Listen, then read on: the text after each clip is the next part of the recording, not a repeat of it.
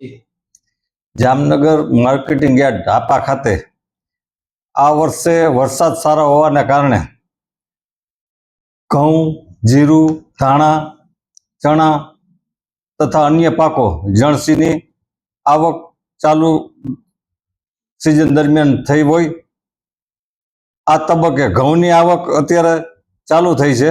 7 તારીખથી લગભગ 1497 દાગીના અને 400 થી 546 જેવા ભાવ છે।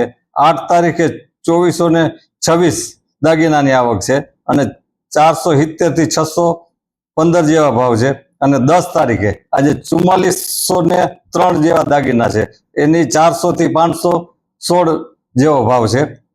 એટલે ખેડૂતોને સારા એવા ભાવ મળે એ માટે માર્કેટ યાર્ડમાં આવક ઘઉંની શરૂ થઈ છે।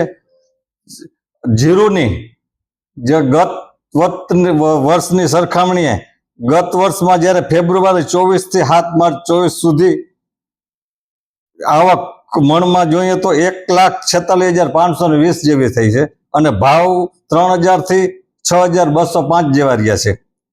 ત્યારે હાલના તબક્કે જ્યારે જીરુની આવક શરૂ થઈ છે તે ફેબ્રુઆરી થી અત્યાર સુધી 7 માર્ચમાં જ્યારે 72,500 જેવી આવક થઈ છે અને ભાવ 2900 થી 4,180 જેવા છે। એટલે માર્કેટિંગ યાર્ડમાં મબલક પાક જ્યારે વરસાદ સારો હોવાના કારણે થયો છે ત્યારે ખેડૂતોને સારા ભાવ મળે અને સારી વ્યવસ્થા મળે તે હેતુથી માર્કેટિંગ યાર્ડ ખૂબ સારી રીતે કામ કરી રહ્યું છે।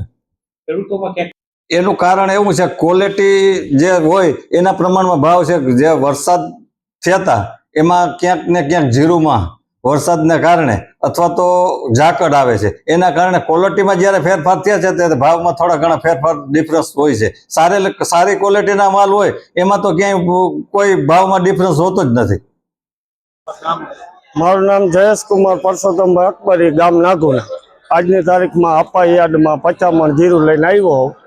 ગયા વર્ષે આ તારીખમાં 5.5 થી 6 ના ભાવ હતા ત્રીજા મહિનાની 9-10 તારીખમાં।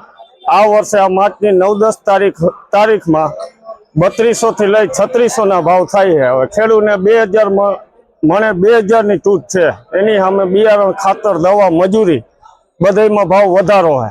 2000 ની તૂટ હોય જેને થયું હોય એને વાંધો નથી, હમા ઝાકળ હવામાન હિસાબે ઉતારા પણ નથી, છતાં ભાવે મળતા નથી, મજબૂરીથી લઈને આવે છે, અલગ અલગ ભાવમાં જાય છે।